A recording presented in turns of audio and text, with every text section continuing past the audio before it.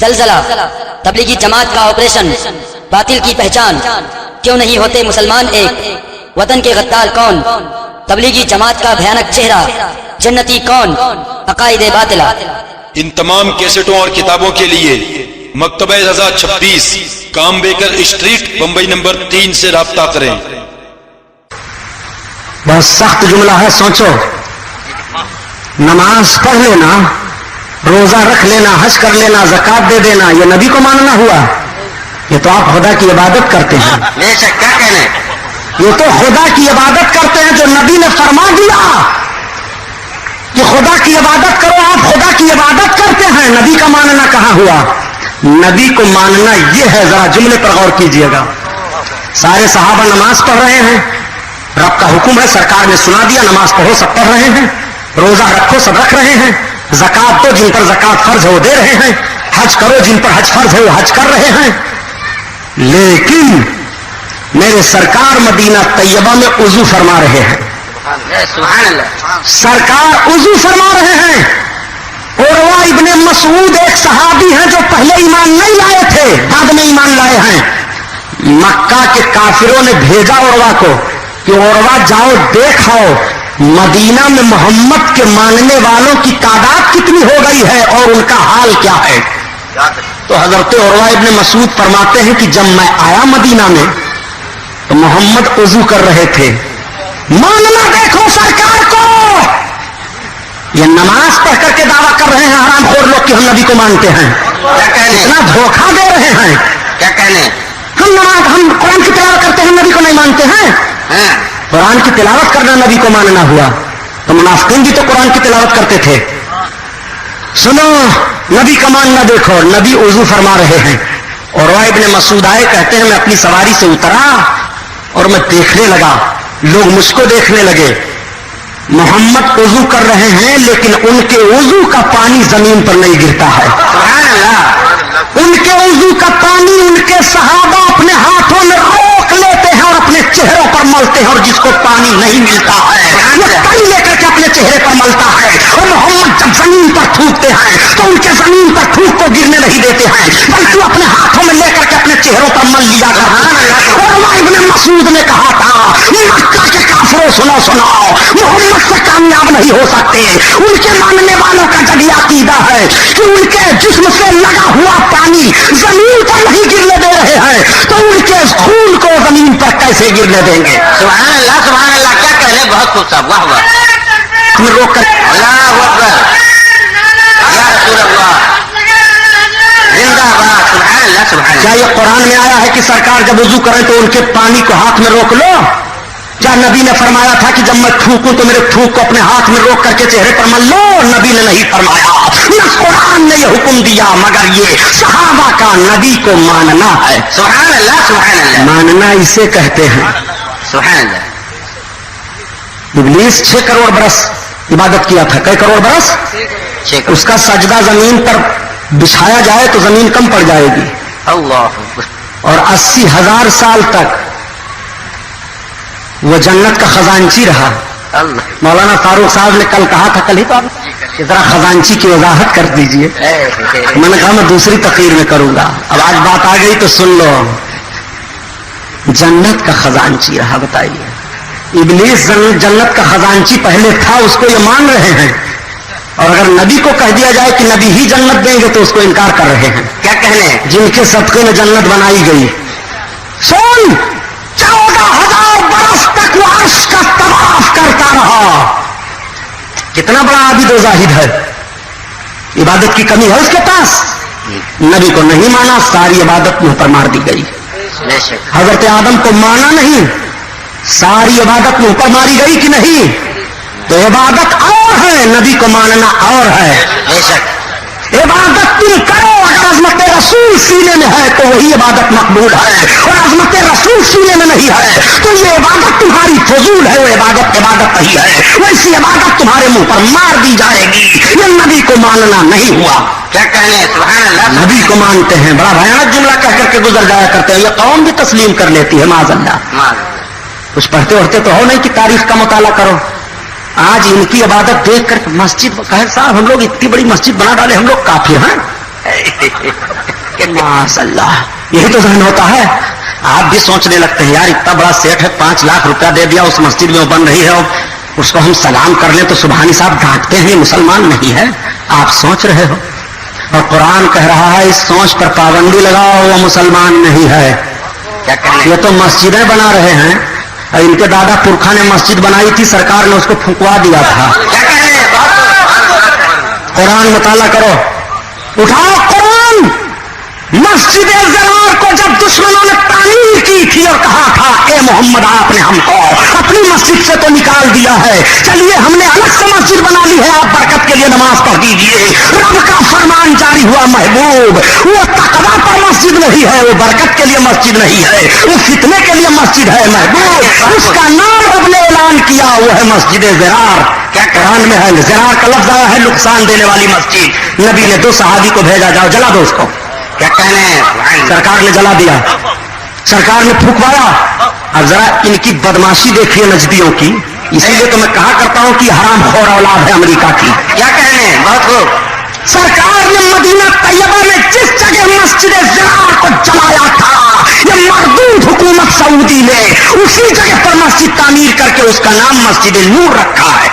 माशाअल्लाह। पूछो हाजी लोग से, जाए जियारत करने जाते हैं मस्जिद नूर देखने के लिए। एक आदमी ने हमसे कहा मरदूद कहीं का, इसको हम देखने जाएंगे जिस जगह पर सरकार ने जलवा दिया था मस्जिद को, तुमको किसने हक दिया कि वहां मस्जिद बनाओ?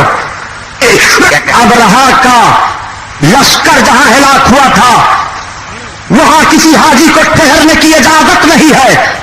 मैं पूछना चाहता हूं मरदूद, जो काबतुल्लाह को गिराने आ रहा था उसका लश्कर जहां हिलाक हुआ वहां ठहरने की इजाजत नहीं दी जा रही है, और जो रसूलुल्लाह के बागी थे, रसूलुल्लाह के दुश्मन थे, और रसूल ने जिस मस्जिद को जलवा दिया था वहां तुझको किसने इजाजत दे दी है कि तुम मस्जिद तामीर करें? क्या कहने? बहुत खूब। काबतुल्लाह का दुश्मन मारा जाए तो वहां ठहरने की इजाजत नहीं है, और रसूलुल्लाह का दुश्मन मारा जाए तो वहां ठहरने की इजाजत दे रहे हो, वहां नमाज पढ़ा रहे हो। मीठा मीठा थू खड़ुआ कड़ुआ गप, न तुम सद में हमें देते नहीं हम करते, न खुलते राजे सर बस्ता नहीं रुसवाइयां होती। खुरला के मुसलमानों याद कर लो, सरकार ही हर मकाम और मोड़ पर काम आने वाले हैं।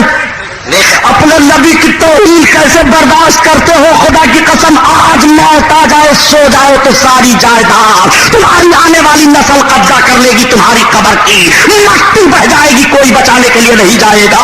मगर कब्र में काम आ रहे हैं तो रसूलुल्लाह आ रहे हैं, कभी की मुसीबत के नजात दिला रहे हैं तो नबी दिला रहे हैं। तुम कब्र में तन्हा लेटाए गए हो, कोई मुनिस नहीं है, कोई गमखार नहीं है, कोई बचाने वाला नहीं है। अल्लाह के फरिश्ते हाजिर हैं और सवाल कर रहे हैं, सवाल का जवाब दे रहे हो। खुदा की कसम दोनों सवालों का जवाब दे दोगे, तीसरे का जवाब दोगे तब तुम कामयाब हो गए।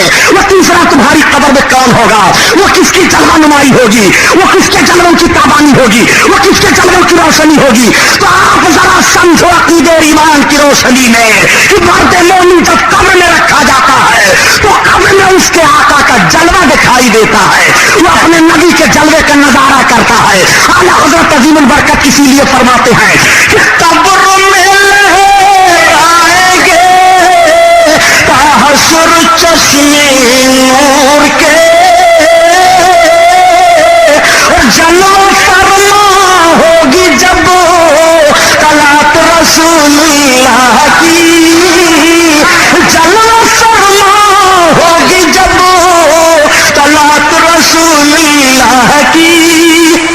उस नबी का कलमा पढ़ रहे हो क्या कहने? जो ऐसी अजमतों के मालिक है खुदा की अता से, जिनका नाम ले लो तो बेड़ा पार हो जाए। डॉक्टर इकबाल ने कैसा जहन दिया था कि कुव्वत इश्क से हर पस्त को बाला कर दे और दहर में इसमें मोहम्मद से उजाला कर दे। सुभान अल्लाह, सुभान अल्लाह। आप जरा अकीदे की रोशनी में समझो ये मुहर्रम कला क्या क्यों दोहराया जाता है। बहुत खुल करके मैं कुर्ला वालों आपके सामने बयान दे देता हूं। उलमा बैठे हैं, सब आलिमों की जमात है, इनसे फतवा पूछो। क्या यजीद और यजीदियों ने करबला के मैदान में सरकार के शान में तौहीन की थी? ना। कुरान का इनकार किया था? नहीं। रसूलुल्लाह का इनकार किया था? नहीं। कलमा पढ़ना छोड़ा था? नहीं। नमाज भी वो करबला में पढ़ रहे थे, अजान भी दे रहे थे। फिर इमाम हुसैन ने जंग क्यों की? जब वो नमाज पढ़ रहे हैं, कुरान की तिलावत कर रहे हैं, اس میں حافظ قرآن ہیں، عمرو ابن سعد، حضرت سعد کا لڑکا، جو حضرت سعد رضی اللہ تعالیٰ عنہ عشرہ مبشرہ کے صحابی ہیں، جنہوں نے کوفہ کو بسایا ہے، جن کے تعلق سے اللہ کے حبیب ارشاد فرماتے ہیں کہ سعد میرے ماں باپ تم پر قربان، تم تیر چلاؤ، انہیں کا لڑکا عمرو ہے کربلا کے میدان میں. یہ سب بڑے بڑے لوگ ہیں. اگر امام حسین رضی اللہ تعالیٰ عنہ کے خون سے اپنے ہاتھوں کو رنگ نہ کیے ہوتے تو یہ بڑے بڑے تابعی کہلاتے، بے شک. ان کا نام ادب احترام سے لیا جاتا. لیکن آپ سے میں پوچھنا چاہتا ہوں، پھر امام حسین کی جنگ کیا ہوئی تھی؟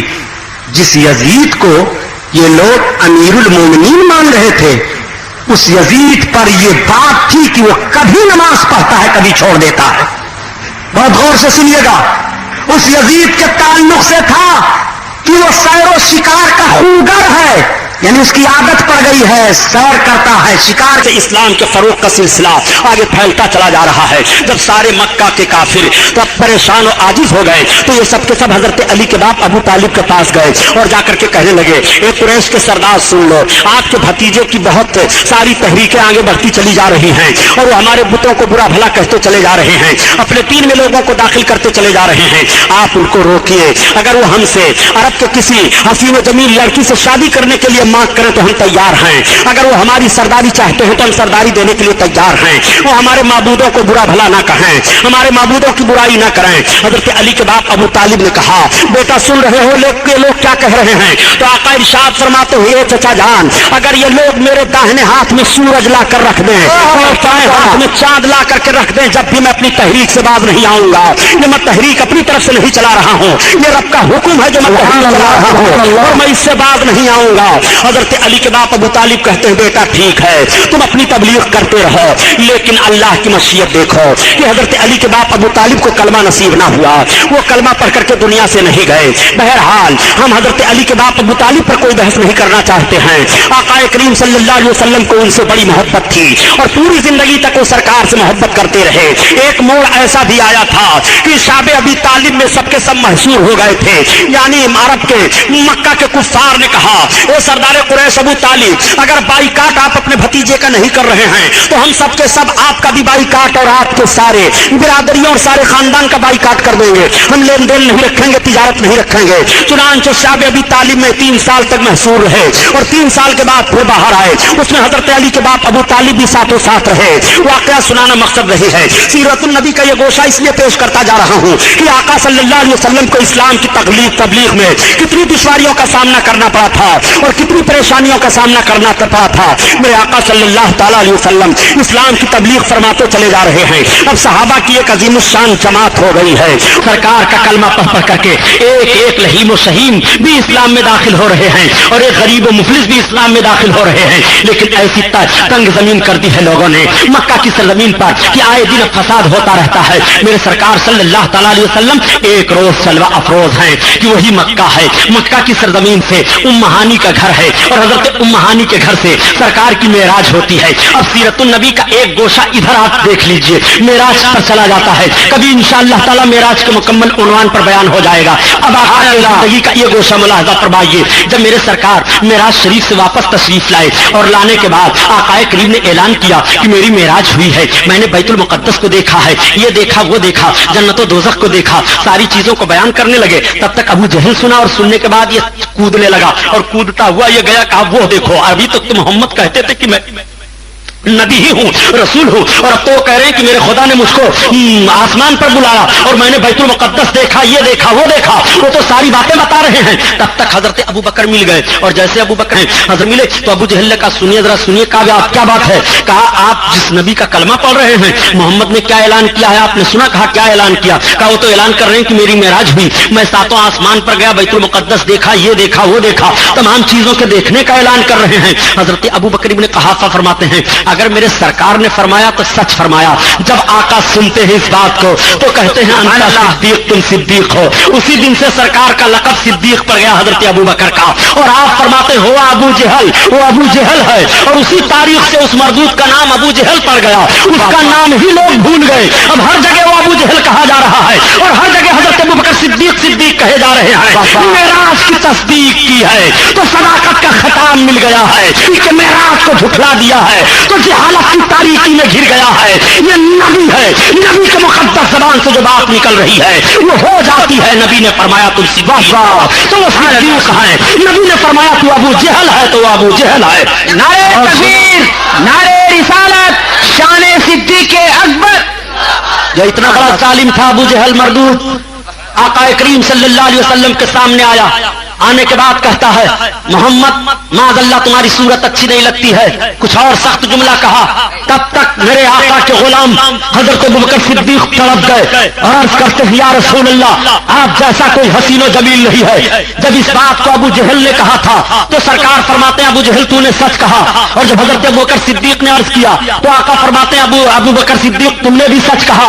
हजरत अबू बकर अर्ज करते हैं और सहाबा या रसूल अल्लाह जब अबू जहल ने आपकी तौहीन की तब भी आप कह रहे हैं उसने सच कहा, और जब हम सब लोगों ने उसकी तौहीन को झुठला दिया तब भी आप कह रहे हैं आपने सच कहा। आका फरमाते हैं सही है, मैं आईना हूं और आईना में जिसकी जैसी सूरत होती है वो देख करके वही बताया करता है। अबू बकर ने जब अपने आप को देखा तो अबू बकर को सदाकत नजर आई, हुस्न नजर आ गया। अबू बकर ने वो बयान दिया है और अबू जहल ने जब मेरे अंदर अपने आप को देखा तो उसको जहालत की सूरत नजर आई, वो बयान दे गया। नारे तकबीर, नारे रिसालत, खतीब लासानी अल्लामा गुलाम मुहिद्दीन साहब किबला, नारे तकबीर, नारे रिसालत। यही मरदूद अबू जहल है।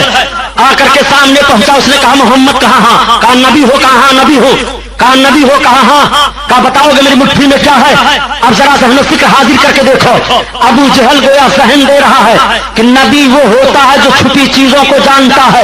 अबू जहल सरकार को नबी मानता ही नहीं था, उसका ये जहनो फिक्र है कि जो नबी होगा छुपी हुई चीजों को मानेगा। ये मोहम्मद मैं सिरे से तुम्हें नबी ही नहीं मानता हूँ, और मैं पूछना चाहता हूँ ये कैसे दज्जाल हैं जो रसूल को नबी भी मान रहे हैं और कह रहे हैं कि उन्हें इल्म गैब नहीं है। आका करीम के सामने पहुंच करके कहता है बताओगे मेरी मुट्ठी में क्या है। आका ने फरमाया मैं बता दूं, या जो शय तेरी मुट्ठी में वो खुद बता दे मैं क्या हूं। तब तक वो चौंक पड़ा, उसने कहा ऐसी बात कहा हाँ। आका इरशाद फरमाते हैं ए अबू जहल की मुट्ठी में रहने वाली चीजें बताओ मैं कौन हूं। तब तक उसकी मुट्ठी से आवाज आ रही है ला इलाहा इल्लल्लाह मुहम्मदुर रसूलुल्लाह। उसने अपनी मुट्ठी को खोल दिया, कंकरियां जमीन पर गिर पड़ी। आका ने फरमाया देखा मैं कौन हूं। वो कहता है ए मोहम्मद माज़अल्लाह तुम्हारा जादू तो इन कंकरियों पर भी चल गया। ये कहता हुआ जालिम भाग जाता है। यही मरबूत अबू जहल है। रात की तारीकी है, चांद निकला हुआ है, आकर के पहुंचा और इसके साथ तमाम कुफ्फार हैं। मोहम्मद नबी हो, कहा हाँ। कहा जमीन पर तो तुम्हारे बहुत सारे मौजूदात को मैंने देख लिए, क्या आसमान पर भी कोई मौजूदा दिखा सकते हो। आका ने फरमाया हाँ। कहा दिखाओ। चांद निकला था, इसी चांद को इशारा सरकार ने किया, जैसे इशारा करना था कि चांद दो हिस्से में बट गया। आका ने फरमाया देखो सारे लोग देख रहे हैं। मुअर्रिख बयान करता है कि उसमें से 13 लोगों ने कलमा पढ़ा, वही इस्लाम में दाखिल हो गए और ये जालिम कहता हुआ भागा। माज़अल्लाह मोहम्मद तुम्हारा जादू आसमान पर भी चल गया। उस वक्त 12:50 का वक्त हिंदुस्तान में था और मालीबार का राजा जून था, वो अपने महल पर आराम कर रहा था। उसने देखा कि चांद 2 टुकड़ों में बट गया है। जब अरब के ताजरों से मुलाकात हुई और तस्दीक किया तो हिंदुस्तान की तारीख मिल रही है कि उस राजा ने इस्लाम कबूल कर लिया था और मेरे आका की बारगाह में पान और यही सुपारी और ये शायद सौठ और कुछ चीज तोहफे में भेजा था। और जिसको भेजा था उनसे कह दिया था कि अगर वो नबी होंगे तो तुम्हारी जबान भी समझेंगे और ये चीजें कैसे खाई जाती हैं इसका ढंग खुद वो जान जाएंगे। तो जब ये ताजिर काफिला के साथ गए तो इनका नाम चंदन शाह था। जब ये गए और आका के सामने हाजिर हुए तो आका इरशाद फरमाते हैं, यहीं पर किताबों में कहा गया है फ़क़ालन नबी सल्लल्लाहु तआला अलैहि वसल्लम कहो कुशल मंगल है। नबी करीम सल्लल्लाहु अलैहि वसल्लम ने फरमाया चंदन कहो कुशल मंगल है। तब जब चंदन ने कहा आप कलमा पढ़ाइए, मेरे आका ने कलमा पेश किया, इस्लाम में दाखिल फरमा लिया। अब जब पान को पेश किया गया तो सरकार ने ऐसे ही पान पर पान की जरूरियात को रखा जैसे यहाँ रखा जाता है। फौरन नबूवत की तस्दीक हो जा रही है, कलमा पढ़ लिया। उस वक्त किसने नहीं देखा था। प्यारे मेरे सरकार का मौजूदा है, इसीलिए तो आला हजरत अजीमुल बरकत फरमाते हैं कि तू नबी की कुदरत का अंदाजा लगाना चाहता है, नबी की ताकत का अंदाजा लगाना चाहता है। अरे नबी की ताकत का हाल तो यह है कि सूरज उल्टे पाँव पलटे चाँद इशारे से हो जा देख ले कुदरत रसूलुल्लाह की। नारे तकबीर, नारे रिसालत, खतीब लासानी, खतीबुल हिंद, जश्न रहमत आलम कॉन्फ्रेंस درود پاک اور رسول سے ہمارا نبی اللہ اکبر. آپ ذرا غور فرمائیے یہ اللہ کے ولی کی زندگی کا حال ہے پیارے, تو نبی کی مقدس زندگی کا حال کیا ہوگا؟ اللہ والے بھی زندہ ہوتے ہیں اور انبیاء کرام بھی زندہ ہوتے ہیں. یہ محفل نور زندہ باد, قائم آباد. السلام علیکم.